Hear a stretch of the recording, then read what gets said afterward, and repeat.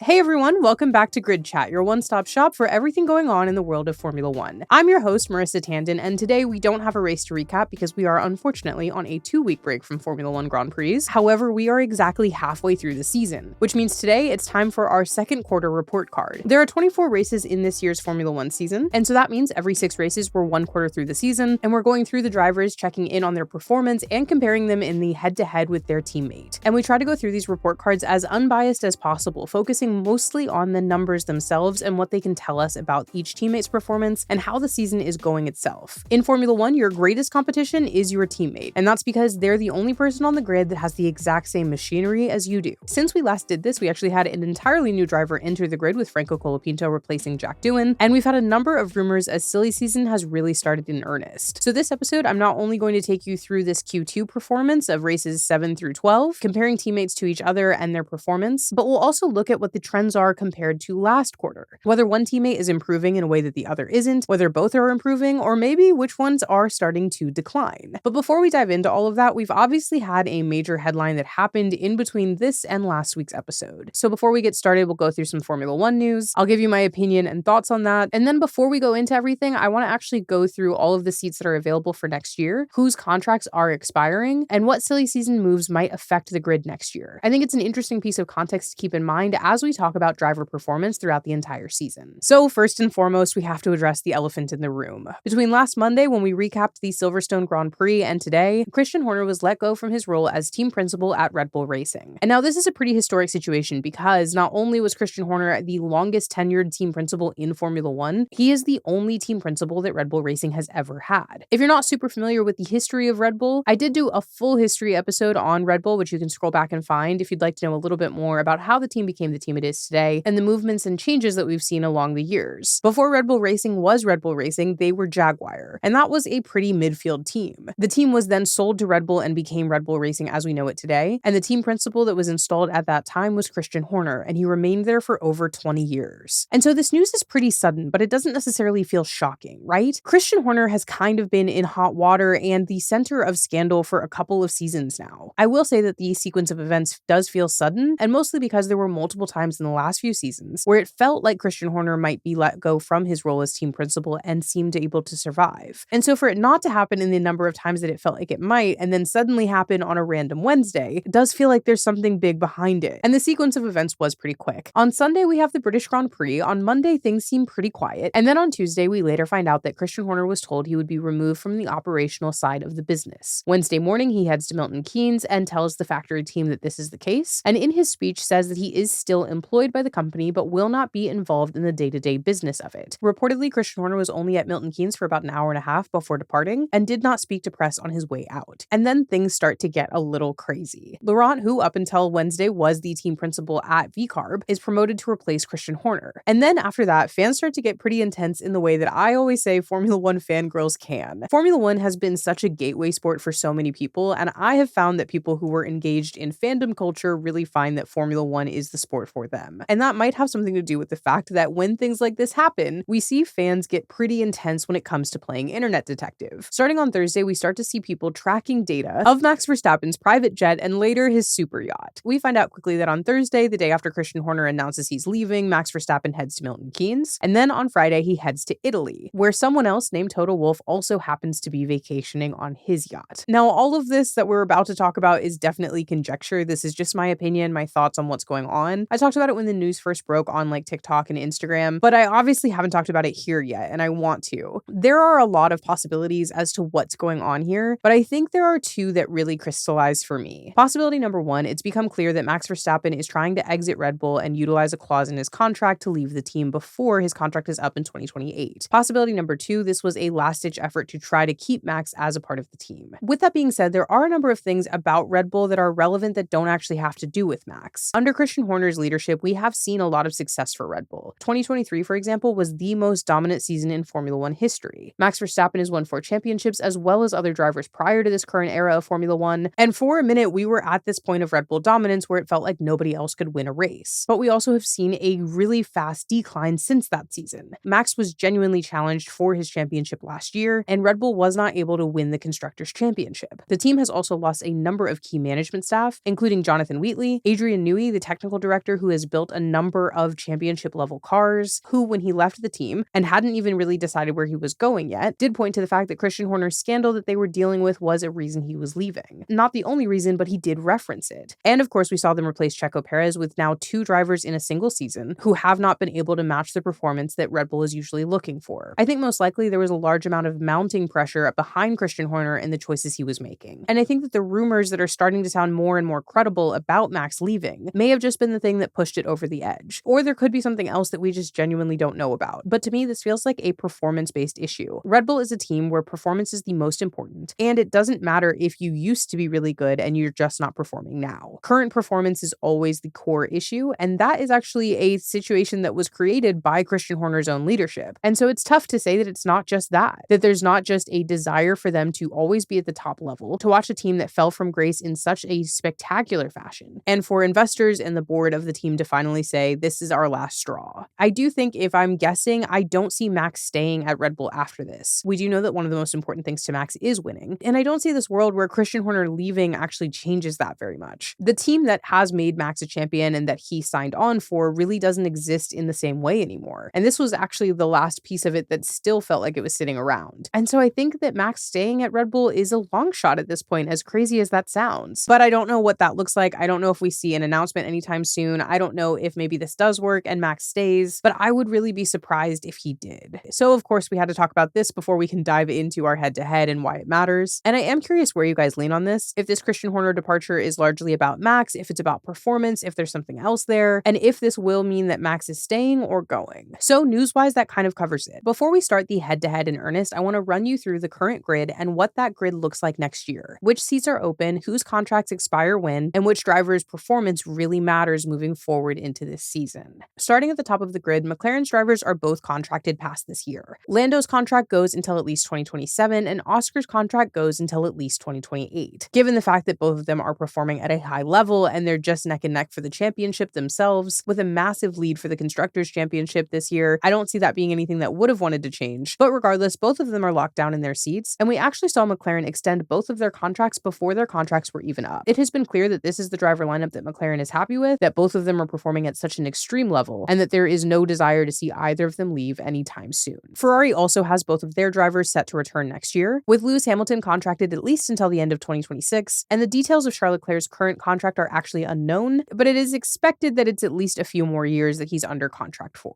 Also, Charles Leclerc's contract in particular is probably a good time to point out that a lot of the reason why I'm saying expected, or at least when I talk about contracts in Formula One, is that a lot of times they keep these things secret or they don't give us all of the details publicly, and so some contracts we just genuinely don't know how many years they have on their contract. Moving to Mercedes, both seats are technically up for grabs next year. Neither Kimi Antonelli nor George Russell has a contract that goes past the end of the season. Kimi Antonelli was only contracted for 1 year as a rookie, and most likely has like a 1+1 in his contract where they can renew him if they feel like they want to. We don't know the details of his contract. Again, we just know that he only has a single year contract itself. And something that has already been the talk of silly season, George Russell only has a contract that goes through the end of this season. So both of them really need to have strong performances this season in order to have that renewal happen. With Red Bull, Yuki's contract ends at the end of this season, and Max Verstappen technically is contracted through 2028, but we also know that there is an exit clause that is performance-based there. Moving further down the grid, at Williams, both Alex and Carlos are contracted through at least 2026, and that's the same case at Kick Sauber. Both Nico Hulkenberg and Gabriel Bortoletto are contracted through at least 2026, which makes sense given that the team is transitioning to Audi next year and wouldn't necessarily want to have a big driver shakeup before doing so. At Racing Bulls, both Isack and Liam's contracts end this season. At Aston Martin, Lance Stroll is currently contracted for 2025 and beyond, which could mean anything, and Fernando Alonso is contracted through 2026. At Haas, Ollie is on a 2-1, which means that he is contracted through 2026 with the option to pick him up for 2027 as well, and Esteban is contracted through 2026 as well. And at Alpine, Pierre is currently contracted through at least 2026, and the other seat, as we know, has been a round-robin situation and could go to anyone. We also know that Alpine is currently speaking with Valtteri Bottas about this year's season too. So that second seat at Alpine is also a little bit cursed in my opinion. So to recap, there are actually 8 available seats on the grid next year. 6 of those are current drivers on the grid. Those are George Russell, Kimi Antonelli, Isack Hadjar, Liam Lawson, Franco Colapinto, and Yuki Tsunoda. And then we have 2 additional seats that will be added to the grid next year with Cadillac. So keep all of that in mind as we go through this head-to-head, knowing that some some drivers are a little bit more on the bubble than others. But another thing that's important to remember about Formula One, especially if this is your first season watching, is that contracts could mean anything. Any contract can be exited out of, any contract can be paid out, and no one is ever truly safe in this sport. So with that being said, let's dive into our head-to-head comparisons. We'll start at the top of the grid and we will go all the way to the end of it. Starting with McLaren, who are currently P1 in the Constructors' Championships by a massive margin. They currently have 460 points in the Constructors' Championship, which is a 238-point lead on the next closest team in the championship. And the two drivers that we have at this team, Lando Norris and Oscar Piastri, are currently locked in a heated battle for the Drivers' Championship. So let's talk about qualifying head-to-head first. For the entire season, Oscar is winning this battle. Oscar has outqualified Lando 7 times this season, and Lando has outqualified Oscar 5 times. However, to put that into context, in Q1, meaning our first 6 races of the season, they were actually tied 3-3. This second half of the season, Oscar actually got the better of Lando. Oscar outqualified Lando 4 times to Lando's 2. In terms of pole positions taken, Oscar is winning that battle by 1 for the entire season. He's taken 4 pole positions and Lando has taken 3. However, looking at Q2 only, they're actually tied in that 2-2. To point to McLaren's dominance as a whole, out of the entire season, both of these guys have taken 7 out of 12 pole positions. And when it comes to qualifying, I think the difference here is really just consistency. Overall, Oscar's average qualifying position has stayed pretty steady at a 2.167. This is the same for both Q2 and Q3. His lowest qualifying position all season has actually been 4th. Meanwhile, Lando has these outlier bad days. His lowest qualifying position all season has been 10th, though in Q2 it was 7th. And while his average qualifying position has improved massively in this second quarter, for the first 6 races this season, his average qualifying position was P4, and for the second portion of the season, his average qualifying position was P3. Oscar still has this edge over Lando in qualifying, and that mostly becomes this consistency. While Oscar manages to keep a pretty consistent situation sitting in between P1 and P4 all season, Lando has these outlier bad days where he has a P7 in Canada. And so while Lando's overall qualifying position has improved this quarter, in the head-to-head, Oscar still keeps this battle because of how consistent he is. But at the same time, one thing that we do have to point out is that Lando did manage to take the most coveted pole position this season with Monaco. So when it comes to qualifying, it is hands down an Oscar situation. I think one of the biggest issues that Lando has in this season is that he does seem to have these moments in qualifying or starting a race weekend where he just sort of fumbles a little bit. He's not consistently taking those pole positions. He's not consistently getting pole laps. And when push comes to shove, most often Oscar is able to pull it out of the bag. However, you can't win every race in qualifying. It'll be interesting to see if after we come back from this break, we see Lando have a better qualifying run. But as of right now, for Q1 and Q2, Oscar takes the qualifying win. Moving on to race results, because you can't win a championship just by qualifying your car, Oscar and Lando are actually tied for the full season. Oscar has beaten Lando 6 times and Lando has beaten Oscar 6 times. But when we split it up by quarters, this second quarter, Lando is winning the head-to-head. In Q1, we saw Oscar beat Lando 4 times and Lando just beat Oscar twice. But in Q2, that is actually reversed. Lando has beaten Oscar 4 times and Oscar has beaten Lando only twice. And their race wins are split differently across the season as well. Oscar has won 5 races this season and Lando has won 4. However, in Q2, Lando's winning the battle. Lando has won 3 of the last 6 races and Oscar has only won 1.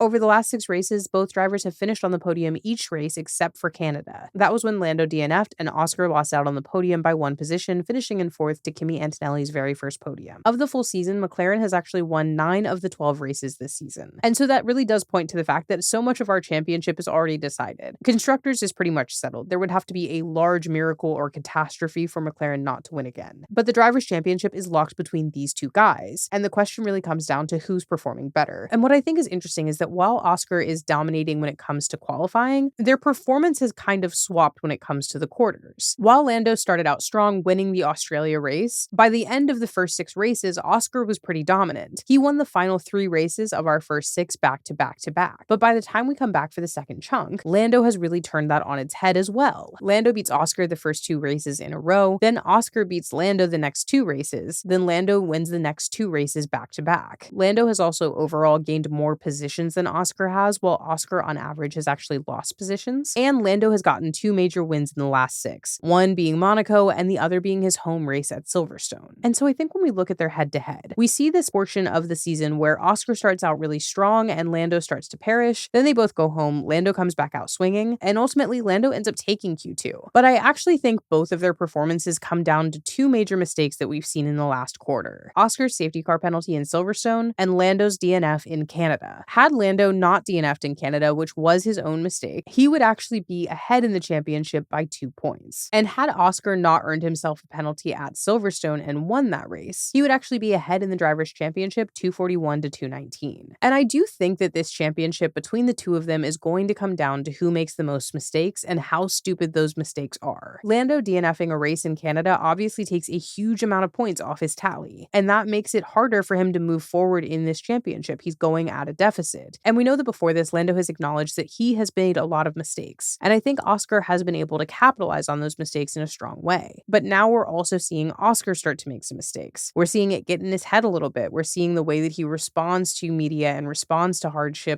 not necessarily be the best version of himself. And because of that, Lando has been able to capitalize on his mistakes. I think with both of these drivers, they have such a strong car and they're both very strong drivers, which means that to win something, your teammate has to lose something. And I think it depends on which of these drivers can capitalize better, which of these drivers can force mistakes from the other, and which of these drivers can make the least amount of mistakes. I think in terms of race results, we actually have to give Q2 to Lando. I think we gave Q1 to Oscar and we talked about what Lando could do to change that. And we've seen Lando make a number of those changes and also get lucky from his own teammates' mistakes. Because of how close this championship battle is, I think these drivers have a chance to really come at each other moving forward. And it will be about which of these drivers comes back stronger when we get to Spa. Does Lando have the mentality to focus on winning a third race back to back? Is Oscar able to shake off his own personal feelings about the Silverstone situation? Can he keep his head in the game? And which of these drivers will make less mistakes moving forward? So I think it's an interesting kind of evenly matched situation here. Lando started this season out incredibly strong, but Oscar kind of came in for the middle. And then as soon as Oscar made a mistake, Lando capitalized on it. And I think we're starting to see this back and forth. Lando does feel like a different driver these past 6 races than he did the first 6 races. And winning Monaco and your home race in the first half of the season is a lot of steam in the tank for the rest of it. My blind bet is that we'll see Lando come back stronger than Oscar, mostly because of the way that we saw Oscar harp on things that maybe should have just been let go and moved on from. Though with 2 weeks to cool down, maybe we see a difference there. And so I'm intrigued to see which one comes out ahead. Overall, if we're going just by the numbers, Oscar in these last 6 races and the whole season is winning in the qualifying battle, but in these last 6 races, Lando is winning in crossing the finish line. I do think that this battle is going to be really interesting, and it's going to be exciting to see which of these drivers really comes back stronger than the other, or if they both come back strong and swinging. So that wraps up our McLaren head-to-head. Let's move on to Ferrari. Ferrari, as we know, has been a tough watch this season, but they actually are currently P2 in the championship. I will say that this is only barely, as they have 222 points in the Constructors' Championship, which, as we said, puts them 238 points behind first with McLaren and only 12 points ahead of P3. And while we are going to talk about the head-to-head between the two drivers, frankly, a lot of this season has felt like the head-to-head between drivers and the rest of the team. There has been so much debate about whether or not the car is any good. We've had so many races where these drivers have been arguing over the radio with their engineers about things as far as strategy, all the way through the way the car is performing. There have been rumors about Fred needing to leave the team. This has felt like maybe not the best conditions for both of these drivers, but alas, they do still have to do their job, and we do still have to compare them to each other. Jumping into qualifying, all season, Charles Leclerc has been ahead of Lewis. Charles Leclerc has outqualified Lewis 9 times to Lewis's 3 times. However, comparing Q1 to Q2, Lewis's performance has vastly improved. In the first 6 races of the season, Charles Leclerc actually outqualified Lewis every single race. But in the most recent 6 races of the season, they've actually been exactly the same, 3-3. Neither of them have had a pole position yet, though it felt like Lewis Hamilton might have one at Silverstone, and he just lost it in that 3rd sector. And overall, we are seeing an improvement from Lewis. In Q1, Lewis's average qualifying position was an 8.3. In these last 6 races, he's actually improved to an average of a 5.83. Charles Leclerc has actually also improved his overall qualifying average, but that has been slightly less. In Q1, he had an average qualifying rate of P6, and in Q2, he has an average qualifying rate of a 5.86. And Charles Leclerc has actually declined in his average qualifying rate, although that was pretty marginal. In Q1, he had an average qualifying rate of a 5.156, and in Q2, he has an average qualifying rate of a P6. So while Lewis has improved against himself vastly, Charles Leclerc has slightly declined. And that's why we're seeing a little bit of that teammate battle get closer when it comes to qualifying. Neither of them have had a pole position yet this season, and in Q1, Charles Leclerc's highest qualifying position was a P3, and Lewis's highest was a P6. In the second quarter of this season, both of them have improved. Charles Leclerc's highest position was a P2, and Lewis's was P4. The thing about qualifying is that for Lewis, this has been a problem for multiple seasons now. Last season, he was really struggling with qualifying and was outqualified by his then teammate, George Russell, and this season, we have seen the same. However, I will say, while Charles Leclerc is winning the teammate battle head-to-head when it comes to qualifying overall, in Q1 he absolutely dominated, and in Q2 we've actually seen really big performance jumps from Lewis. So I would still say that overall Charles Leclerc still wins this battle. However, I would say if Lewis were simply competing against himself, he is improving leaps and bounds 6 races after. And so it's interesting to look at that because I think sometimes you have to compare a driver to themselves, especially when they are new to a team. Lewis had a pretty rough start with Ferrari, and we are starting to at least see kind of some improvement. When it comes to race results themselves, Charles Leclerc is also outperforming Lewis here. Over the entire season, Charles Leclerc has beat Lewis 9 times, and Lewis has only beat Charles Leclerc twice. In Q1, Charles Leclerc beat Lewis 5 times, and Lewis beat him 0 times. This is accounting for the fact that they were both DSQ'd for China. But in Q2, Lewis is eating into that margin a little bit, with Charles Leclerc taking 4 races to Lewis's 2. However, one of the big major differences for these two drivers is that Charles Leclerc has taken 4 podiums this season, while Lewis has yet to step on the podium in Ferrari red. And 3 of those podiums have been in this second half. There are 2 main differences here, obviously. If Charles Leclerc is consistently out qualifying Lewis, he's going to have less positions to have to make up. And of course, in races, Lewis needs to make up more positions than he has been. In the last 6 races, Lewis has only gained positions in 2 out of 6. He's remained neutral, meaning that he started the race in the same position that he ended it in 1 race, and actually lost positions in 3 races. By contrast, Charles Leclerc has slightly outperformed him in this stat, given that he has gained positions in 3 out of 6 races, lost positions in 2, and remained neutral in 1. While Lewis is definitely gaining momentum, and if we were giving an award for most improved this season, it would be him, in terms of the Ferrari driver lineup, not necessarily the entire grid, Charles Leclerc is still winning this head-to-head. I think the question will really be about momentum. Can Lewis take the improvements that he's made this last 6 races and take them into the next 6? And if he can't, what does it look like for both of them in terms of how they move forward? Does Charles Leclerc start to get priority when it's necessary? Does Lewis need some changes to the car? And also a couple of things that are important to point out in this head-to-head for context is that both of these drivers have actively argued with their team in terms of strategy. And a lot of times it feels like those drivers could have ended up with better performance or better endings to their races if they had been listened to. Charles Leclerc took a pretty bad gamble when it came to strategy in Silverstone, and Lewis Hamilton had some pretty strong words about his tire strategy in Austria. And the question is, how much of their performance for both of these drivers is being impacted by that? How much of it could change if we started to see them make differences in the way that they manage the team and the way that they listen to their drivers? I think that will be the biggest question moving forward, because it's hard to judge either of their performances completely cleanly when we see how much turmoil there is with the car itself and also with the drivers and their teams. Another thing to always point out is that Charles Leclerc obviously was already at Ferrari before Lewis Hamilton arrived there, so we're going to have a portion of the season where Lewis is learning the car and also where the team is learning how to adjust the car for Lewis's preferences. I do think that the performance jump for Lewis is a positive sign, and that most likely we're going to see a stronger and closer battle between these two teammates for the next quarter. And we can also only hope that the car itself will start performing better too. I think overall that will be the biggest question. If Lewis maintains his momentum, how do these two teammates start to behave when they are much closer on the grid? And if both of these drivers are able to work with their team in a way that's positive and the car is able to be improved, what does their actual raw performance look like after that? That pretty much wraps Ferrari up. Let's move on to Mercedes. Talking about Mercedes, I think, is going to be one of the biggest conversations in this episode because of how much the drivers are currently in conversation about whether or not they will be remaining here. I think the biggest thing is that we know that Max is considering leaving for Mercedes, and a lot of the conversation we've had on this podcast as we've recapped race weekends is if Max does decide to come, which of the drivers would be replaced? And so knowing that both of these drivers have contracts that expire at the end of this season, and the fact that it is possible that one of these drivers has to go, I think their head-to-head is particularly interesting, as well as looking at the different changes between them for their actual personal growth. So we are going to talk about George and Kimi not only in comparison to each other, but in comparison to themselves from the first half of this season. Mercedes currently sits P3 in the Constructors' Championship, and they are very close to Ferrari in P2. They have 210 points, which puts them just 12 points behind Ferrari, and a sort of comfortable 38 points ahead of Red Bull in 4th. So let's go into their qualifying head-to-head first. When we look at the entire season, George Russell has outqualified Kimi Antonelli 11 times, leaving Kimi Antonelli with just 1 race where he has outqualified George. And that time where Kimi actually outqualified George was in Q1. That was in Miami, where Kimi qualified P3, and otherwise George has outqualified him every single race, including the last 6 in a row. And George has actually also taken a pole position, taking pole in Canada. Obviously, Kimi has yet to add that to his resume outside of the pole position that he took for the sprint race in Miami. However, obviously that did make him the youngest pole sitter in the history of Formula One in any format, but he has not taken a Grand Prix pole position yet. In terms of their average qualifying positions, obviously George is always ahead of Kimi, but both of their performances actually dropped in qualifying overall in this second quarter of the season. In Q1, George actually had an average qualifying position of a 3.5, and in Q2, that average qualifying position has dropped to a 5.16. And similarly, in Q1, Kimi had an average qualifying position of P7, and that has now dropped to an average qualifying position of P9 in the last 6 races. And in the second quarter of this season, in the last 6 races, Kimi has actually failed to make Q3 twice, and George has failed to make Q3 once. Both of them failed to make Q3 in Monaco, and Kimi failed to make Q3 in his home race. Overall, George obviously takes qualifying head-to-head, which he did for Q1 and will continue to do here in Q2. And I will point out that George's strong suit has been qualifying for a long time. Just like we spoke about with Ferrari when we were talking about Lewis Hamilton, last season George Russell's strength was qualifying. And this season, at least in comparison to his teammate, that continues to be the case. But let's talk about what's always more important, which is race results. This actually becomes a little bit stickier of a situation when we're talking about Mercedes and race results because of the fact that Kimi has had a pretty unlucky run of races with technical difficulties when it comes to these last 6 races. Kimi has DNF'd 4 of the last 6 races, but only one of those DNFs was actually his own fault. At Imola, he had a power loss throttle issue and had to retire. He had an oil pressure loss in Spain and found himself in the gravel and had to retire again. In Silverstone, he was crashed into by Isack, ending his race in the rain. And of course, in Austria, he crashed into Max, causing the end of both of their races. So when we're looking at a comparison here and trying to see who's improved and who's doing better, it's hard to compare Kimi to George because so many of Kimi's races have actually had technical difficulties that have led to retirement. And of course, you can't stop someone from crashing into the back of your car and ending your race. Regardless, if we're comparing these races, George has finished ahead of Kimi all season, and that's also helpful when it comes to points, given the fact that he's actually finishing these races. I think what's most important, actually, if we want to look at where these drivers actually sit, is comparing themselves against their own performance from last quarter. Over these last 6 races, which of these drivers is actually improving compared to the first 6 races of the season? So comparing drivers to themselves, let's start with George. In the first 6 races of the season, George gained positions in 2 races, lost positions in 2 races, and stayed neutral in 2 races. And in the last 6 races of the season, George gained positions in only 1 race, lost positions in 2 races, and stayed the same in 3. Obviously, it does help that he actually finished all of the races, but when we look at that, there is a slight decline in performance. One of George's issues has been strongly qualifying and not actually being able to hold that position in the race or actually make up positions themselves. This was an issue last season and is an issue this season as well, but seems to be slightly worse in this second half of the season. Additionally, his final position in the race has also declined in the last 6 races. In the first 6 races of the season, he actually had 4 podiums. But in the second half of the season, he's only been on the podium once, and that was when he actually won the race in Canada. There are obviously some points in this second half of the season that are very good, including his first race win, as well as his first pole position. However, when we look at the season as a whole, there is a general decline in terms of his overall performance. To be fair to him, in some ways, Kimi's performance has also declined. And so the question is, when you see both teammates declining in terms of their qualifying position and their finishing rate, is there something with the car that's causing that performance lack instead of actually the driver themselves? To be fair to George, when we're talking about qualifying, both Kimi and George have actually declined in terms of their average qualifying position. And so sometimes when you look at 2 teammates that are having the same rate of loss, that means that the car might be to blame. And again, when we're comparing the 2 of these drivers, it's difficult because of how many races Kimi has not finished. And so with George, while I would say he has a good season in the kind of larger picture of things, he has a race win, a pole position, and 5 podiums if you include that race win. His great performance is really concentrated to the first 6 races of this season, with a general decline in the last 6 races, excepting his win performance in Canada. And so I think it's tough when you have a declining performance against yourself, even though that performance is better than your teammates, which is kind of what he's been arguing in terms of these contract negotiations and in terms of his position if Max were to come, is that overall his performance is stronger than Kimi's. But when you actually compare his own performance to himself, his performance is declining. Now, with the big caveat that Kimi has only finished 2 of the last 6 races, let's talk about his performance change. In the first 6 races of the season, Kimi gained positions in 2 races, lost positions in 3, and stayed the same in 1. Also, the biggest number of positions that Kimi has gained in a single race was actually 12 positions, which is very impressive. Overall, it's hard to compare Kimi's performance here, but I think Kimi has had some major steps in this portion of the season. He got his first career podium in Canada, where he was able to hold off the McLarens and keep that P3. And of course, he does have this massive rookie mistake in Austria with Max. I think overall, when we're comparing the 2, you have to compare their own performance and their improvement, right? And if Kimi hadn't had a number of technical difficulties, it would be easier to talk about what he's actually been able to do. But I would say when you're looking at your very first podium podium and becoming the third youngest driver to be on the podium in Formula One. And in the first quarter at a sprint race, you end up becoming the youngest pole sitter in Formula One history. There is a very high level of improvement and also actual potential in the future of your career in Formula One for Kimi. With George, we're looking at a driver who does know what it's like to win, who does know what it's like to be on the podium, and does know what it's like to take pole position. He's been in this sport for a longer time than Kimi because Kimi is a rookie. And so I think it's a little bit easier to criticize George or to look at George's performance and say that this is not an upward trend. While we do have his first race win of the season in this quarter, we also have a general lack of podiums and a lower qualifying position and lower finishing position in this portion of the season. And so do I think that George has proven that he deserves this contract renewal? If there weren't a better option, then yes, I think George has proven he's got a good spot. If we're talking about bringing in a four-time world champion, I am not sure that George has earned that second seat. And I think obviously you've been hearing me talk about this for weeks. It comes down to potential versus actual performance. And if you're bringing in strong performance that feels almost guaranteed, like Max Verstappen, I think you make that other seat potential, especially when you're looking at the potential of this rookie driver and seeing a podium, seeing a pole position, seeing a lot of these firsts, and a lack of fear to keep making moves. Obviously, rookie mistakes are not good, but they are rookie mistakes, and those are the types of mistakes that you can eventually teach someone to stop making. I think for George, if there really is a threat to his contract, I think these last 6 races were a little bit more crucial for performance that he gave. But how much of that is the car? How much of that are changes that Mercedes has made? How much of it does Mercedes know internally is an issue that they could have solved? All of those are things that we don't actually know the answer to and make things a little bit more difficult to understand and make a call on. Blind bet, if Max is coming to Mercedes, I think his teammate will be Kimi, but we also have no idea whether or not Max is actually coming to Mercedes, whether George is under threat, and I think if there's nobody else as an option, George gets his contract renewal. I do think that Kimi has proven enough of his raw potential to remain on the team, especially given how much effort they actually put forward to get him into this Formula One seat to begin with. So that kind of runs through Mercedes. Head to head, George is winning, but it almost feels like he's winning purely because of experience, not necessarily because of future potential. And I think going into this next 6 race block, it'll be really interesting to see if the cars actually do perform at the same level in terms of Kimi being able to finish without any technical difficulties. And obviously, hopefully that technical difficulty bug not being passed on to George. If they actually finish all of the next 6 races, what their head-to-head really looks like. Does Kimi actually continue to improve? Does George find himself continuing to decline? And which of these 2 drivers ends up coming out on top in the end? And I think as we talk about this, it's really interesting because as we've gone through this, right, we've got McLaren, which feels like the darling child that came sort of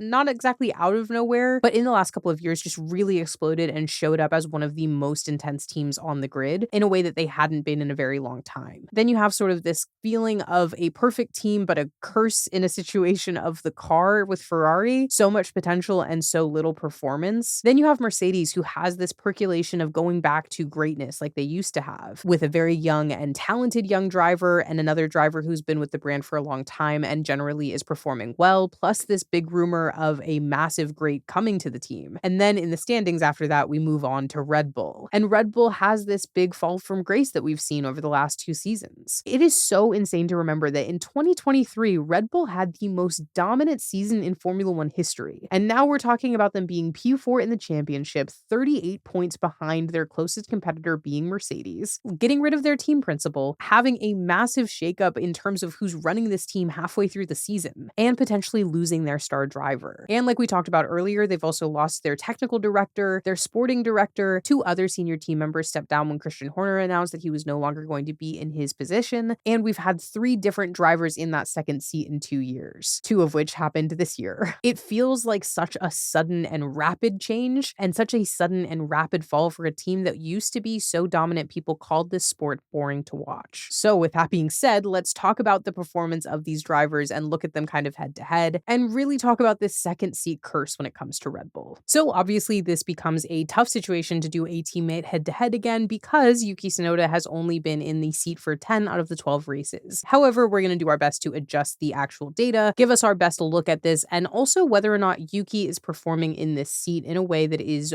good. We will start with qualifying like we have for every other team. Because Max is versus Max Verstappen has outqualified his teammate regardless of which teammate it was every single race this season. That's not really new news, but it is what has happened this season. We still have to say it. Max has 4 pole positions for the entire season, but only one of them is in Q2, which was at Silverstone. And comparatively for Yuki, his best qualifying position all season is actually still when he was at VCARB, which was a P5 in Australia. When it comes to Yuki, he's actually only ever outperformed himself from VCARB since he's moved over to Red Bull one time. His best performance with Red Bull was a P8 in Saudi Arabia. And so that makes his top 3 qualifying performances P5 with VCARB, P8 with Red Bull, and P9 with VCARB again. Yuki has also failed to make Q3 7 times this season and did not make Q3 a single time in the last 6 races. And unfortunately, his average qualifying position is also dropping in between quarters when we compare them. In the first 6 races, if you combine both his performance at VCARB as well as his performance after moving over to Red Bull, he had an average qualifying position of a 9.5. If you take out those first 2 races with VCARB, he actually had an average qualifying position of a 10.75. So on average, his first 4 races with Red Bull were actually below the standard of that Q3 performance. When we look at the second half of this season, he's actually at an average of 15.5, which is obviously a pretty significant drop as well. And also comparing him to Max, not necessarily just to try to give him a comparison the way we're doing with all these teammates, but really to show how much of it is the car versus the driver right now. Max's average qualifying position has also dropped in the second half of the season. For the first half of the season, he had an average qualifying position of a 2.83, and for the second half of the season, he has an average qualifying position of a 3.33. So while it's not as steep of a drop as Yuki is having, we are still seeing a drop in performance for Max, which means that some of this is the car. Max's best qualifying position for the second portion of this season is a P1 at Silverstone, and his worst qualifying position is actually a P7 at Austria. For Yuki, as we said, he has not made it to Q3 in these last 6 races, and his best qualifying position is actually P11. His worst qualifying position is technically a DNF, but also P20. And with everything going on at Red Bull lately, it feels a little difficult to compare these 2 drivers equally, especially because comparing Max to someone else has always been a tough comparison. But what we're usually looking for is for the second driver to be pretty close to, or at least within a little bit of a range of the first driver. Obviously, the car is built towards Max, and also there have been a lot of issues with the car that even Max has complained about. And overall, for both of the drivers, we're seeing a qualifying performance decline, but we're also seeing that Yuki is really struggling in this car. And I think what kind of sucks to look at this, and we'll get into it with the race results as well, is that Yuki making this driver swap, I think actually may have kind of hindered his career. Because when we were looking at his performance at VCARB, you've got a P5, a P8, and then we quickly move him up into the Red Bull, and also to a team that we now know was dealing with a large amount of power struggles internally. And that performance excitement is just not there anymore. He really suddenly struggles. And it's just a continual drop off in performance. And when we get to Racing Bulls and we talk a little bit about Liam Lawson and where he's at, I do wonder if Yuki staying at VCARB could have been better for him. Overall, head-to-head qualifying, Max is outperforming Yuki, which isn't surprising. But Yuki overall has really had a disappointing performance when it comes to qualifying. The one positive we can say is that overall, if we just look at these 6 races, he is trending upwards. He started this quarter off with a DNF and he's ending at P12. So there has been a little bit of an up and down, but we aren't really getting to where we need to be with Yuki. And it's tough to watch, I think, because I think Yuki actually started this season off and had really cool promise. Obviously enough promise to warrant a driver swap. So that being said, let's talk about race results. Max has outperformed Yuki 11 races out of the 12 this season, and the only race that Yuki wins in this head-to-head is Austria because Kimi Antonelli took Max Verstappen out in the first lap. Max has 2 race wins and 5 podiums, whereas Yuki has only finished in the points 3 times this season, and only one of those was in the last 6 races. And in fact, in the last 5 races, Yuki has not scored any points at all. However, in a positive for Yuki, Yuki has actually gained positions 5 out of 12 races this season. He has also lost positions in 5 races out of this season, DNF'd one of them, and remained neutral in another. Comparatively, Max has gained positions in 4 races, lost positions in 4 races, remained neutral in 3, and DNF'd 1 race. In terms of gaining positions, Yuki's biggest gain in a single race was 7 positions, which is pretty impressive. And again, comparatively, Max's biggest gain has only been 1 position. This has not really been a season where we've seen Max have to cut through the actual grid and get all the way to the front of the field. Yuki, by comparison, has been qualifying lower, but also has had some on-track action that has been positive. In general, there are a couple of major points when we're talking about Red Bull moving forward into the next quarter of this season. Obviously, as we talked about in the beginning of the episode, Christian Horner is no longer with the team and has been replaced with VCARB's team principal. And that may be a positive thing for Yuki. Laurent was his team principal at VCARB, which is also where we were last seeing him perform very well. There is this possibility that we see different management come in and maybe change whatever has been going on with this second seat at Red Bull lately. The team has been so focused on Max Max Verstappen as a whole and as the only focus of the team. And that makes sense when you have a champion who is continuing to win world championships. But when you get to a position like we're in now, where we're starting to hear rumors of Max leaving, whether he does or does not leave, it's finally a little bit of a wake-up call for Red Bull to figure out what that means for the team.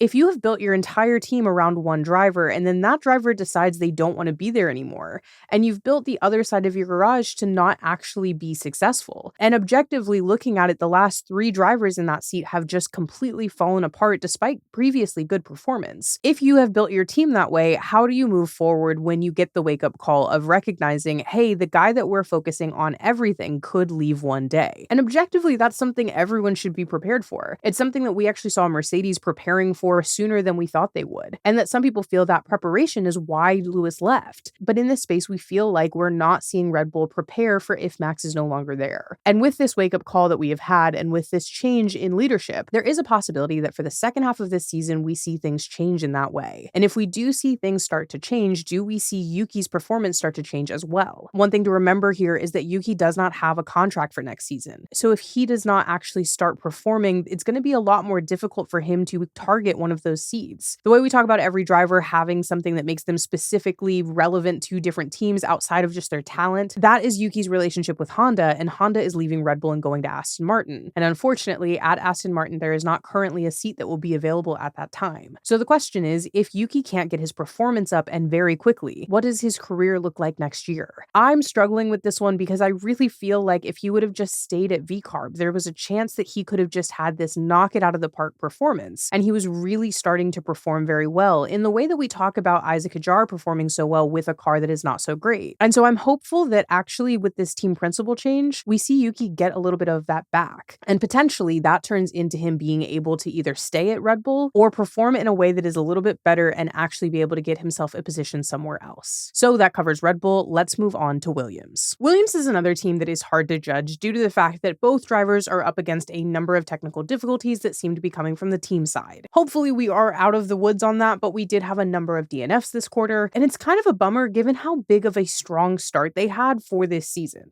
They currently sit P5 in the constructors standings, and going into this chunk of 6 races, they were very comfortable there. However, now that we've had a number of races where one or both drivers have scored no points, that P5 is looking a lot less secure. With 59 points, they're now only 18 points ahead of their closest competitor, Sauber. And as we all know and celebrate, part of that big point gap was cut into by Nico Hulkenberg taking his very first career podium last week at Silverstone. So as we have been doing, but especially with teams that are having technical problems, we're not only going to look at the driver head-to-head in terms of qualifying and the race results, but also at the team's performance as a whole and how that may be affecting these driver results. For the full season, Alex has out-qualified Carlos 7 times to 5 times. However, him taking the lead was actually a turn these last 6 races. The first 6 races of the season, they were actually tied in qualifying head-to-head 3-3. But in this second portion of the season, in these last 6 races, Alex has actually out-qualified Carlos 4 times to 2 times. Alex has also made it to Q3 4 times in the last 6 races, whereas Carlos has only done so once. And again, this is a drop-off. In the first 6 races of the season, Carlos and Alex both made it to Q3 4 times. When we look at the season as a whole here, Alex started out much stronger than Carlos did, and that was understandable given the fact that Carlos was adjusting to an entirely new car. And not only adjusting to an entirely new car, but adjusting to a different portion of the grid. Coming from Ferrari, being a race winner last season, and jumping down into a Williams and working with an entirely new team, that of course had some effect on him getting comfortable at the beginning of the season, and was something that we expected to see him take a little bit of time to get comfortable here. By contrast, Alex Albon has been a part of this team for a couple of years, feels very comfortable with this team and with the car, and also has helped develop the car that they're driving now. So it makes sense that he would have a stronger startup, and that when the car was actually performing more than we were expecting it to, he would be the one to be sort of this breakout star at the beginning of the season. But in terms of qualifying, by race 4, Carlos actually started to become more dominant. In the first 3 races, Alex outqualifies Carlos, and in the second 3 races, Carlos actually outqualifies Alex. And then comparing that to the second chunk of 6 races here, we have Carlos outqualifying Alex for the first race, but then Alex outqualifying Carlos for the next 4 races. And then we sort of have this bookend because Carlos outqualifies qualifies Alex in Silverstone. However, the average qualifying position for both of them is worse this quarter, and that really points to the car issues that this team has had, because these last 6 races have had actually the lowest points of the season for them. For Alex, his lowest qualifying position was a P15, and there are some very low points for both of these drivers in qualifying for the last 6 races. For Alex, his lowest position ever was a P15 this season, and a P14 was his lowest in Q2. But for Carlos, in quarter 2, his worst qualifying position was also his home race, where he qualified P19. And so I would say in the first chunk of this season, we were actually looking at them kind of tied in qualifying. But in this second quarter, even despite the troubles that we've seen with the cars, and we'll get into race results, Alex is actually out-qualifying Carlos much more significantly. And so I think it'll be interesting to see if we start to see the car fixed as it seemed like we were going in the direction of during Silverstone, if we'll see this next chunk of 6 races, this quarter 3, continue with this trend where we see Alex out-qualifying Carlos, or if we'll see Carlos really come back fighting and it'll be a little bit more head-to-head. I actually kind of lean the direction that I think we will see Alex continue to out-qualify Carlos, though that doesn't mean that you'll ultimately see him win more races. And when I say win races, I don't necessarily mean like actually winning a Grand Prix, as we know it's a little bit more difficult for a team like Williams to do so, but I do mean in terms of head-to-head teammate, I think it's most likely that we will see Alex continue to out-qualify Carlos, given that that has actually kind of been the trend for both of them this season. Alex really has felt a little bit more comfortable in qualifying, it feels like, and Carlos has unfortunately had a little bit more difficulty getting comfortable with the car, and also has had some pretty big difficulties in terms of the car itself. So in terms of a qualifying head-to-head, if you have to pick one, you're going with Alex, though there is still room, of course, for Carlos to continue to get comfortable with the car. And I also think that you potentially, with these drivers, next year are going to have a better kind of view of which driver is better in a head-to-head. And that's because, as I said earlier, Alex actually helped develop this car. This is a team that Alex has been with for longer, and this is a car that they have stopped developing, meaning that Alex really was the only driver who had a lot of input here. Carlos will actually be a big part of helping develop the car for the next regulations for 2026. And when you have a car that both drivers are able to give input in, I think it will actually be this kind of factory reset, so to speak, for this team, where we'll see that the car itself is actually developed for both of the drivers and with both drivers in mind, and we may see the car lean one direction or the other. Right now, the car technically is going to lean more in the direction of Alex purely because it was developed when Alex was there and Carlos wasn't. And we also know that they've stopped developing this car, meaning that most of the input was given by Alex and that they are not continuing to make those changes. That doesn't mean they're not making setup changes. That doesn't mean they're not trying new things.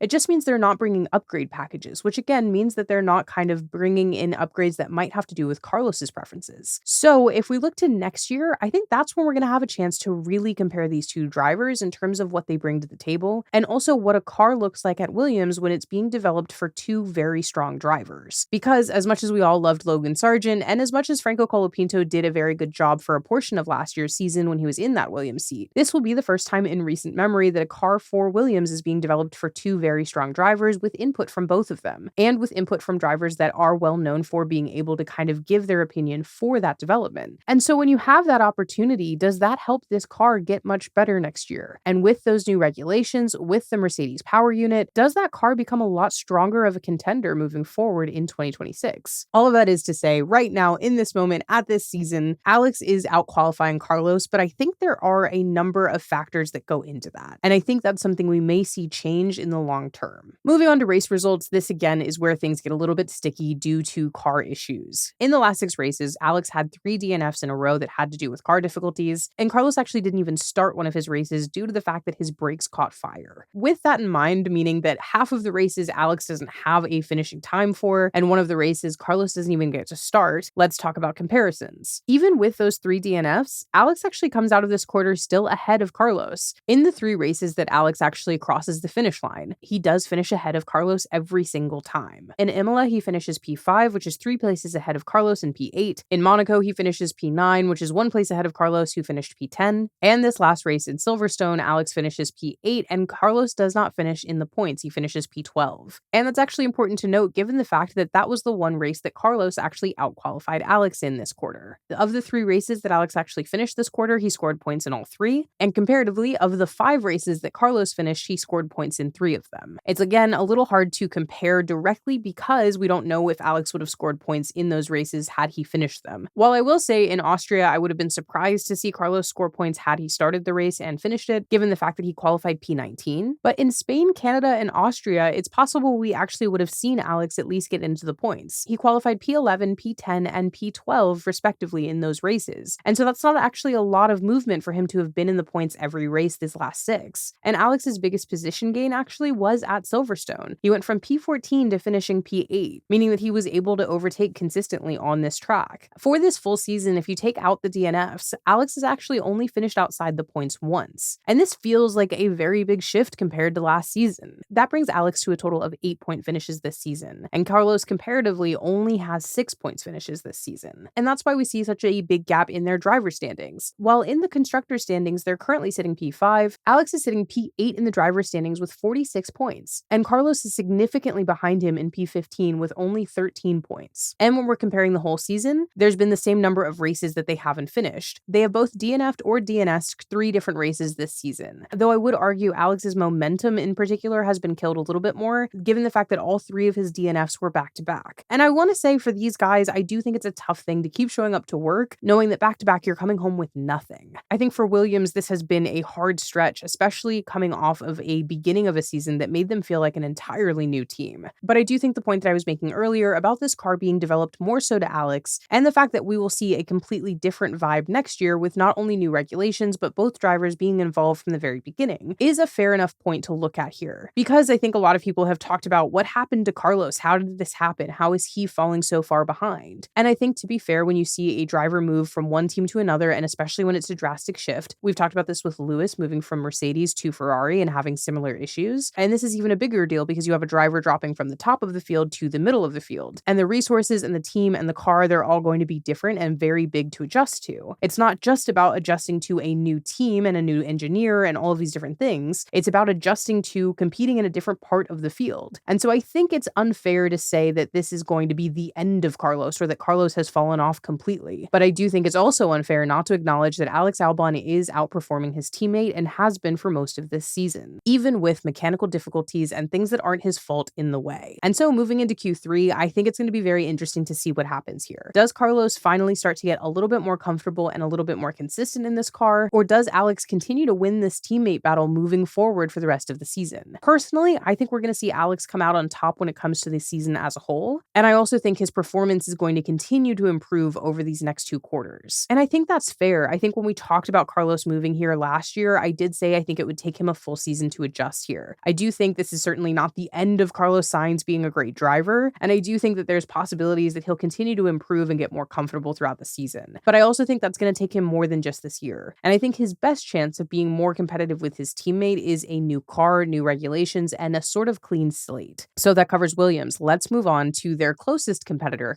Sauber. Now, Sauber as a whole is actually a really interesting situation because unlike other rookies on the grid, Gabriel Bortoletto is actually signed on for a multi-year contract. And Nico Hulkenberg is also new to the team, but was also signed for a multi-year contract. As we know, last year was kind of a controversial situation where we saw both of the current drivers that we had on that team, Valtteri Bottas and Zhou Guanyu, both of which were pretty beloved drivers, and Valtteri is a pretty proven good performance driver, be let go from the team in favor of these 2 drivers. And by be let go, I mean that their contracts weren't renewed. It's not like they were fired and they were replaced. Contracts expire in Formula One, which is the same situation that happened with Carlos Sainz in Ferrari, and then you sign other people or you get close to signing other drivers. It goes back and forth. With Valtteri in particular, we knew that he essentially thought he was being renewed and then ultimately was not. And then we have these 2 new drivers that are brought in. Nico Hulkenberg obviously was not new to Formula One. He was at Haas, but was brought over here to this team for this year. And then Gabriel Bortoletto is a rookie. But one of the big things that's important to understand about this team and about their performance and about the choices that they're making right now is that next year, this team transitions into being Audi. If you hear things like the Audi project when you're listening to people talk about Formula One and about the drivers and the team members to this team right now, that's what they're talking about. Next year, this team goes away from Sauber and turns into Audi, and most likely will get rid of the Shigo color frame. So that being said, this team, which we used to look at as a complete backmarker team, has had a much better year this year, and it's a team that you should be keeping an eye on in terms of what they might be able to accomplish next year. New regulations usually means a shakeup, and Audi has not been shy about the fact that they're not getting into Formula One to lose, or even to be in the middle of the road. So let's talk about this team. After Silverstone, they are now P6 in the constructor standings. They currently have 41 points, which puts them just 18 points behind Williams in P5. And they are 15 points ahead of P7, which is VCARB. So looking at these drivers head to head, let's compare. When it comes to qualifying for the entire season, Nico Hulkenberg and Gabriel Bortoletto are actually tied 6-6. However, However, in terms of performance and in terms of actual trends, their performance is actually reversed. In the first 6 races of the season, or Q1 as we've been calling it in this episode, Nico actually outqualified Gabriel Bortoletto 4 races to 2 races. However, when you look at the last 6 races of the season, or Q2, Gabriel Bortoletto has outqualified Nico 4 times to 2 times. Gabby is the only of the 2 drivers to make a Q3 appearance, which was when he qualified P8 in Austria. And in this second set of races, Nico's best qualifying position overall has been a P13,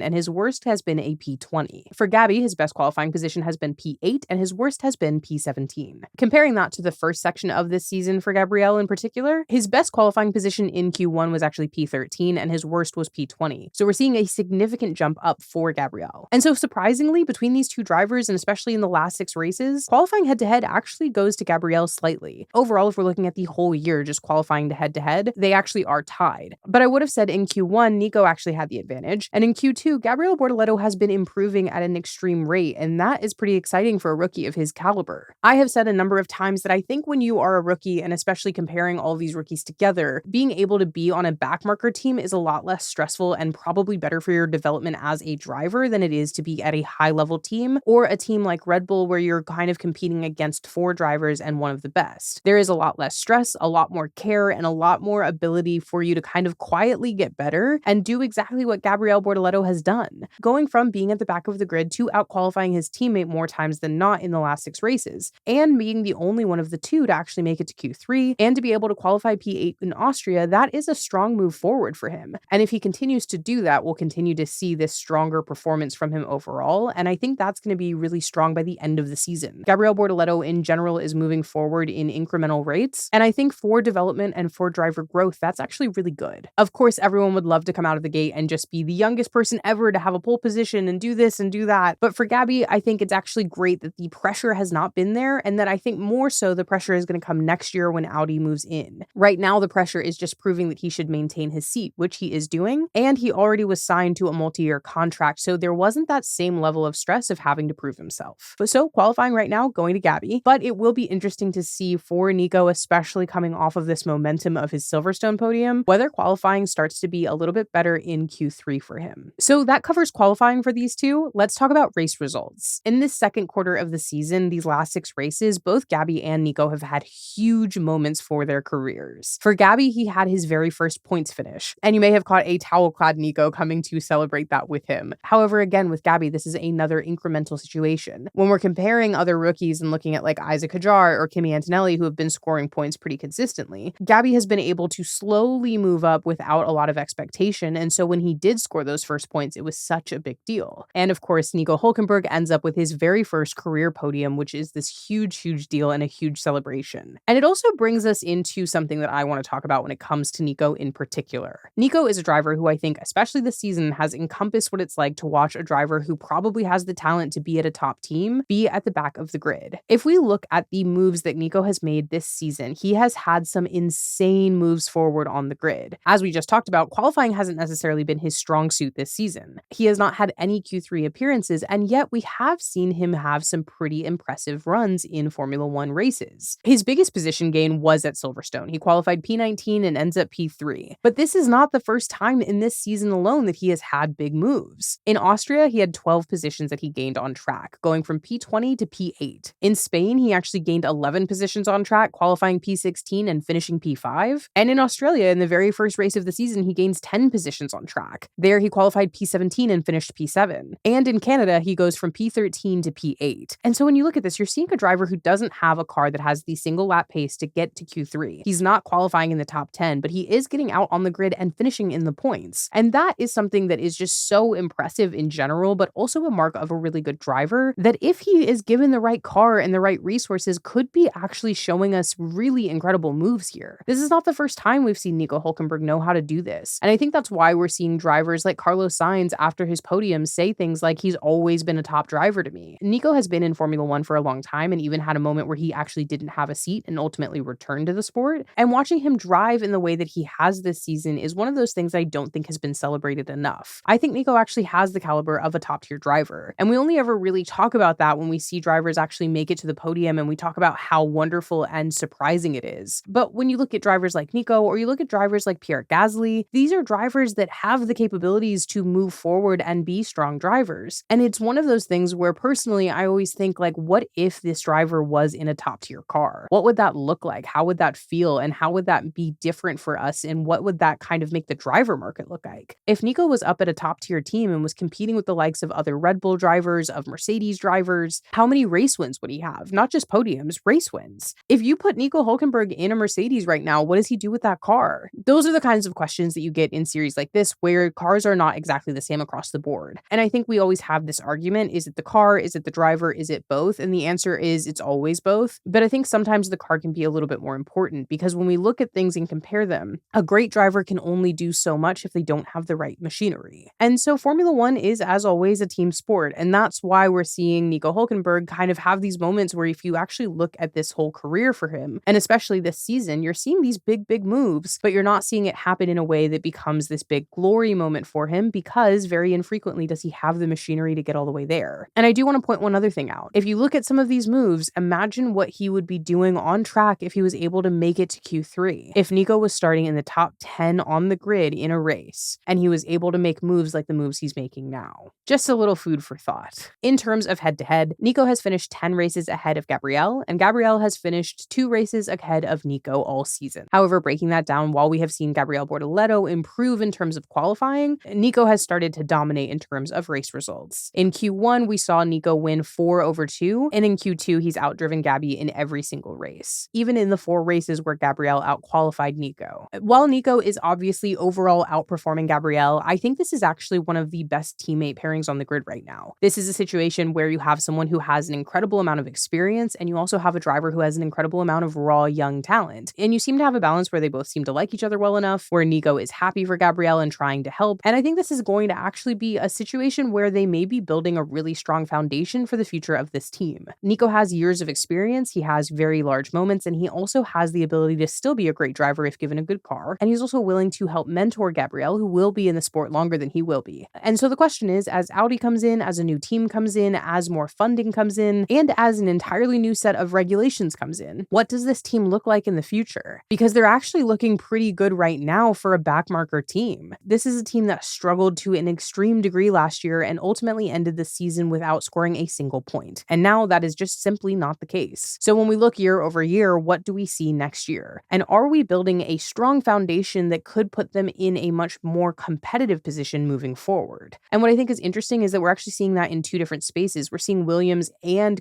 Sauber do that moving forward. And so my real question is, could those 2 teams actually end up in future seasons threatening the structure of what we know Formula One top teams as today? Currently, our top teams are McLaren, Ferrari, Mercedes, and Red Bull. And as we know, Red Bull is starting to have some major issues that could send them tumbling even further down the grid, and Ferrari has struggled with their performance overall. So with 2026 regulation changes and with the foundation being currently built with driver lineups, could we see Williams and Sauber actually start to creep into those top 4? Because that's something that could be really, really interesting and actually kind of has a couple of signs pointing that direction. So that covers Sauber. Let's move on to VCarb. Notably, we have changed all of their names in a lot of things recently to Racing Bulls, but all of the team kind of like social media still says VCarb, so I'm going with VCarb. They're currently sitting P7 in the Constructors' Championship. They have 36 points and they are tied with Aston Martin. Our 2 drivers here are Liam Lawson and Isack Hadjar, both rookies in my heart, though Liam Lawson had technically raced enough races in Formula One to not be considered a rookie anymore before he started the season. And obviously, Liam has had a little bit of a fall from grace, starting with Red Bull, only lasting 2 races before being demoted down to VCarb and really struggling even after that. Additionally, it's important to note that these drivers are also going through a big change starting for the second half of the season, given that their team principal has been promoted to Red Bull in place of Christian Horner, though they are already familiar with his replacement. So let's go through qualifying head-to-head and talk about what this looks like. And remember, as we talk about this, that both of these drivers need contract renewals for next year. For the qualifying head-to-head, we're just going to count the races that Liam has actually been at VCarb for, so that means that Isack has outqualified him 8 times to Liam outqualifying him twice. And for these last 6 races in particular, it has been very dominant for Isack. He's outqualified Liam 5 of the last 6 races. For the full season, Liam actually only has 2 Q3 appearances and Isack has 6. But in terms of improvement, all of Liam's Q3 appearances have been in Q2, and Isack has been in Q3 4 times for these last 6 races. Both have improved their average position for this second quarter, and Liam is improving against himself. These last 6 races are where we actually saw Liam have some strong qualifying positions, seeing him take P9 in Monaco and P6 in Austria. While it hasn't been a consistent, nonstop good performance from him, it has been a stronger performance than we have been seeing. And for Isack, we've just consistently seen him do well. I will say for both of these drivers, it does seem like Racing Bulls has been a better fit in terms of qualifying pace and improvement. And I do want to actually talk about race results as well, and in terms of qualifying and also like overall performance. And while we talk about it, I want you to remember what we said about Yuki earlier on. Had Yuki stayed here, what would his development look like as a driver moving forward, and what would his season actually look like right now? But obviously, Isack actually takes home qualifying in terms of the head-to-head between him and Liam. In terms of race results, Liam has only finished ahead of Isack one time, and that was actually in Austria when Liam qualified and finished P6. In that race, Isack actually finished outside of the points. Both of them actually DNF'd in Silverstone, which is a hard way to end this chunk of the season on, but also was the case for literally every rookie except for one. Liam has had 4 DNFs this season, and Isack has only had 2. One was the beginning of the season, and one was the end. Beginning of the season was actually that heartbreaking crash that he had before the race even started, and at Silverstone, he crashed into the back of Kimi Antonelli in the rain. Overall, both of these drivers need contracts for next season, and I think what's interesting when you look at both of them is that while I think Isack has 100% confirmed for himself that he will be staying, the question of where he'll be will really come down to where Max ends up. If Max stays, there is this possibility that they drop Yuki, move Isack up to be the teammate at Red Bull, and then they bring in Arvid Lindblad from F2 as that second rookie seat. With Liam, the question is going to be whether or not they feel that he's done enough to prove himself. But I think, ironically, one, if Liam can kind of continue to improve the way he has been improving right now, if he can bring that performance into the second half of this season, and also if Max does leave, I think it actually gives him a better position to stay, because this team is going to need experience. And even if that experience isn't panning out in the way that they want it to, Liam is someone who has tested in the Red Bull car and does have experience, and at one point did have this glimmer of kind of potential. That's why he got the Formula One seat in the first place. Right now, he is being so heavily outperformed by Isack that it's hard to see where he's at. And I think Isack actually has been one of the strongest rookies in this entire season. And so it's harder when you're being directly compared not only originally to Max Verstappen, but then also to Isack, who's having a great rookie season, and to Yuki, who replaced you at Red Bull. There's very little that you can do where you feel like you're having a strong performance.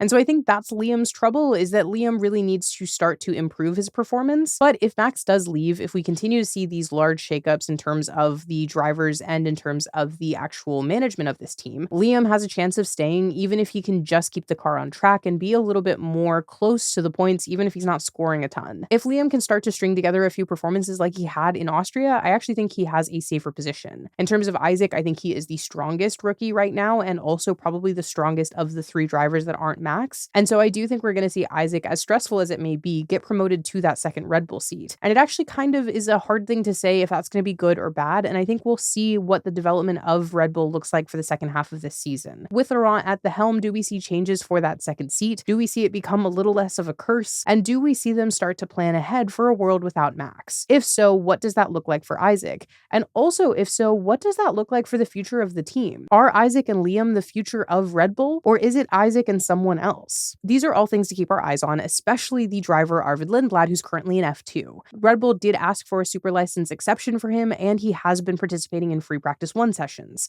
And so as we keep an eye on him, as we keep an eye on his performance in F2, you'll have a bigger indicator of him potentially coming into Formula One and being a part of Red Bull as a whole. As we head into the second half of the season, we're going to see a little bit more of what Red Bull sees for their future. Does that future include Max? And even if it does, how do they start preparing for the day that it no longer does? What does Red Bull look like without Christian Horner? And most importantly, what does driver development look like when your name isn't Max? And what does the future of both of these teams look like in this whole organization? I personally think right now Isack is that future, and it's going to be really interesting to see where everyone falls in the end. Overall, I think going into the second half of the season, Isack will continue to be the stronger performer. But hopefully Liam will start to pick up a little bit of momentum that he's started to build himself here. That covers VCarb. Let's move on to Aston Martin, who's currently tied with them in the constructors standings. Like VCarb, Aston Martin currently holds 36 points. And like Kick Sauber, next year they have a really big change coming. And that is not only Honda becoming their power unit supplier and leaving Red Bull, but it's also Adrian Newey, the technical director who was previously at Red Bull, moving over to Aston Martin and building the new car. And that is something that I think is really exciting and worth looking at our current drivers to see what that might look like. Obviously, our drivers here are Fernando Alonso and Lance Stroll. And in a qualifying head-to-head, Fernando hands down takes it. Fernando outqualified Lance every single race this season. And Fernando overall has had a massive improvement from the first 6 races to the second 6 races of this season. He's had 5 Q3 appearances, and all of them have been in the last 6. In the second quarter, Lance only has a single Q3 appearance, which was at Imola. And of course, we know that Lance had some health issues that changed his performance overall. He participated in qualifying at Barcelona, but ultimately actually withdrew from the race and did not participate, meaning that Aston was only able to run 1 car there. That was also the turning point for their car. That was where we saw Fernando score his first points. And the real question there is, if they had been able to run both cars, what would the points look like right now? Would they have pulled ahead of VCARB? Would they have managed to get both cars into the points in Barcelona? Overall, both of these drivers have improved their performance in terms of qualifying from Q1 to Q2, but Fernando has done so with a much larger range. Fernando's highest qualifying position this season is a P5, while Lance's is a P8. So overall, we have to give qualifying to Fernando, and I think that's been the case all season long. Let's talk about race results. For the entire season, Fernando has finished ahead of Lance 9 times, and Lance has finished ahead of Fernando 3 times. And Fernando has actually moved ahead in Q2, as we've talked about his points finishes. In the first quarter of the season, he finished 4 races ahead of Lance and 2 behind, and in the second portion of the season, that has moved up 5-1. Fernando has finished in the points 4 races, and Lance has finished in the points 3. And the highest finish for Fernando is a P7, while the highest finish for Lance all season is a P6, but in the last 6 races, P7. Lance is slightly ahead in the driver's standings. He has 20 points, while Fernando has 16, but I do expect that to change over the next couple of races, and we'll see him pull ahead. Overall, one of the tough things about Lance is that I think we've seen this car actually improve, but we've seen his attitude with the car not necessarily improve. We saw that moment in Silverstone where it almost felt like he might end up in the podium, especially with how chaotic that race was. And then after the race, we just heard him absolutely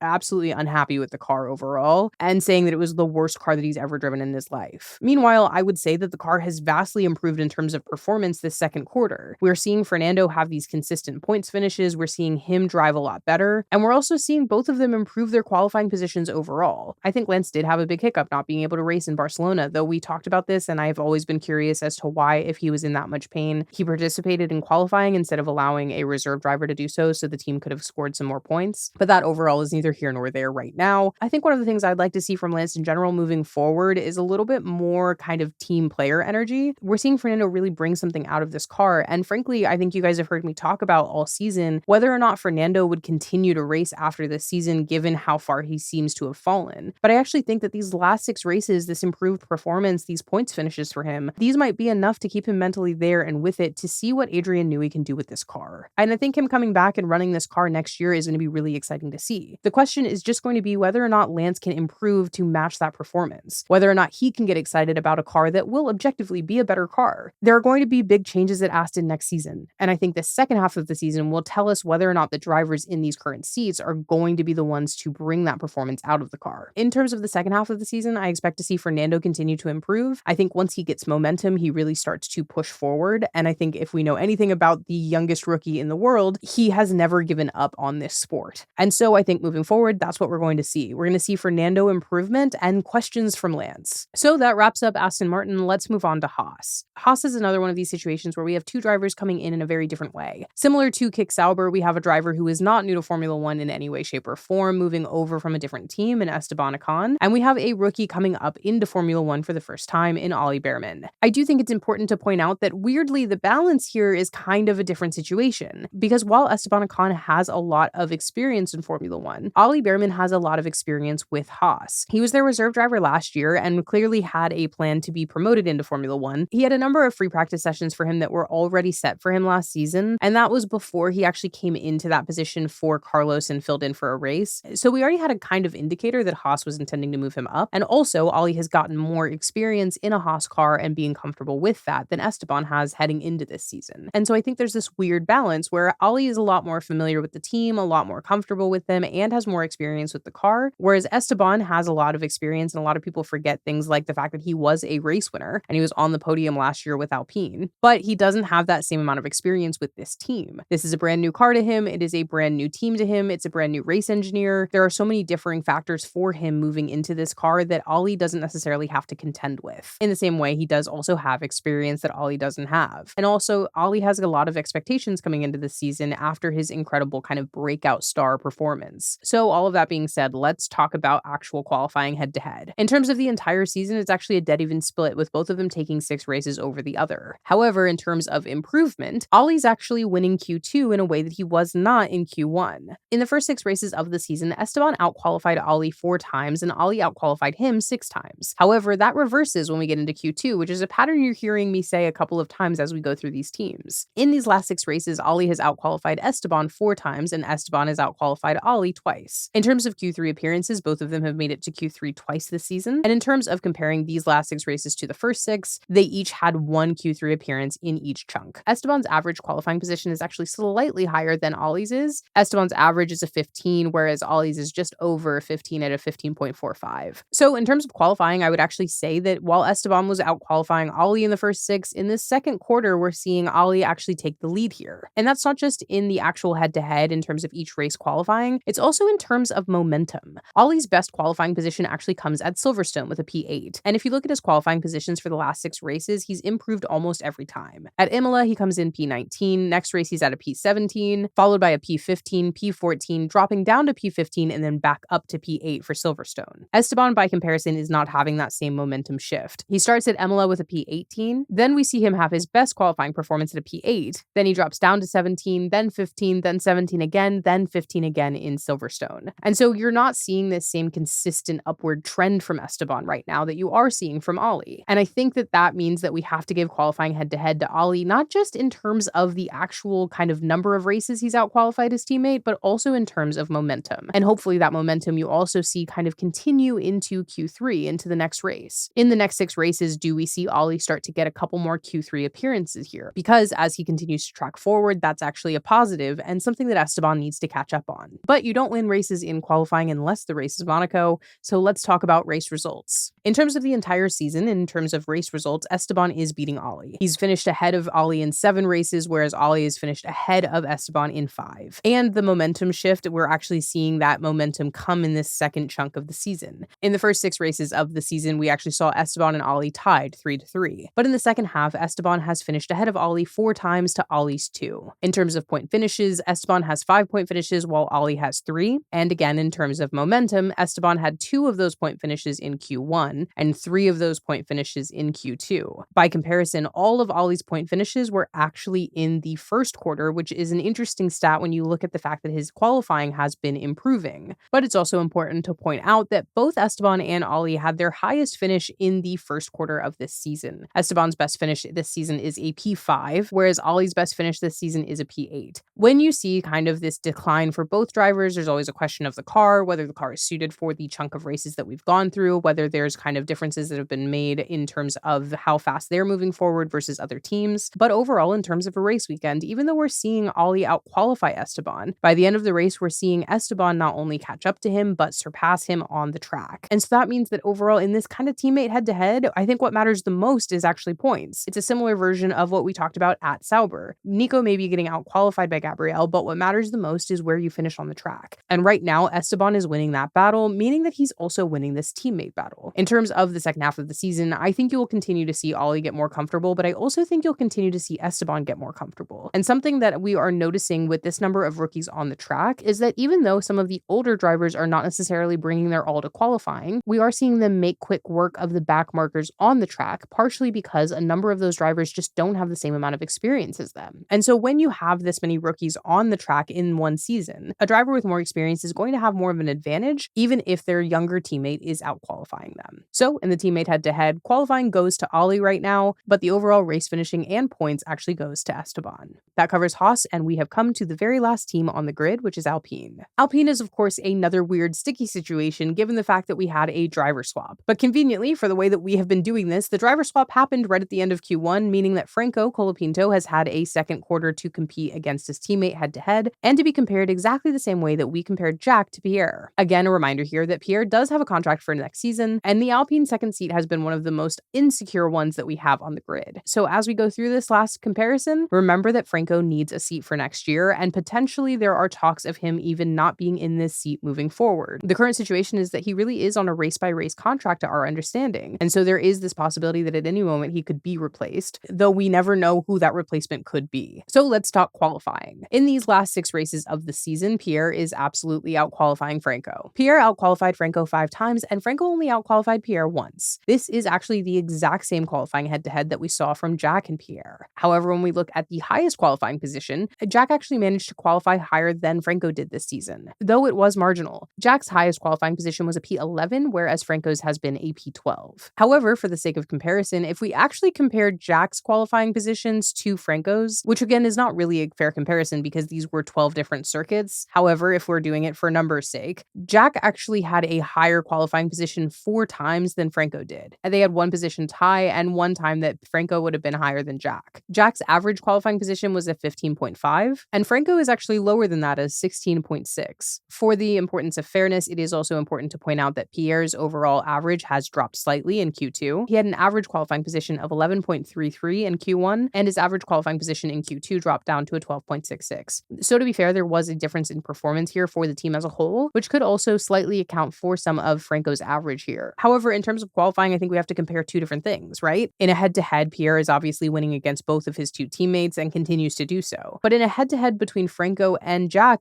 actually kind of was a stronger qualifier than Franco was. So let's talk about race finishes. This is an interesting situation because Franco actually beat Pierre one time, whereas Jack's only times where he finished ahead of Pierre were when Pierre did not finish the race. Neither Jack nor Franco ever finished in the points, whereas Pierre has had 3 points finishes this season, 1 in the first quarter against Jack and 2 in the second quarter against Franco. Pierre's highest finish in the first 6 races of the season was a P7, and his highest finish in the second quarter was a P6. Comparatively, both Franco and Jack never finished higher than a P13. And so this is a tough one as well, because as we compare these two different driver pairings, we compare these two different rookies, we saw Jack pretty unceremoniously thrown out of that seat and replaced with Franco. And now we're at a position where we're comparing performance, and honestly, Franco has not outperformed Jack and proved that he deserves this seat. So the question really comes down to which of the two of them gets this seat, or are they replaced by yet another driver? Could that driver be Valtteri Bottas? Could that driver be another driver from the grid? Could that driver be another driver from their stable of reserve drivers? Or do they finish the season out with Franco or swapping with Jack and try to figure out which of these two drivers is the right fit? I would say objectively, this is one of the seats that is really up for grabs when it comes to silly season this year. Alpine is clearly not comfortable with the performance of their second driver, whether that driver is Franco or Jack.